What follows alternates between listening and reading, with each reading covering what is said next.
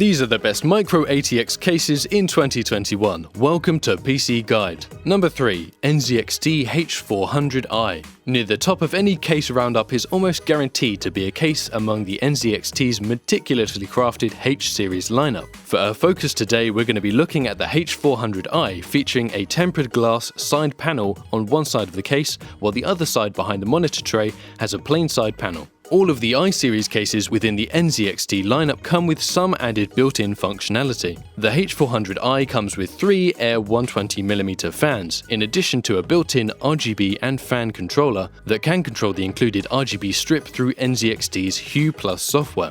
The simple layout inside this case makes it suitable for almost any build. It can accommodate graphics cards up to 411mm in length and CPU coolers up to 164mm in height. It can also fit some simple AIOs and water cooling, but only up to 120mm radiators. Number 2. Crystal Corsair 2 ATX. When it comes to water cooling in a microcomputer case, nothing can come close to the Crystal 2 ATX from Corsair. You can cram up to 3 large 420mm radiators into this case, or up to 6 140mm radiators. With this much cooling capacity, pretty much nothing is out of reach in terms of performance. On top of this, it also looks great with tempered glass on the front, top and side. The 120X also comes with a pair of very nice 120mm RGB fans from Corsair and a lighting node Pro to control the RGB lighting. And number 1. Phanteks Enthoo Evolv. And for our number 1 modular pick, the Enthoo Evolv packs a metric ton of drive bays in this case considering its size.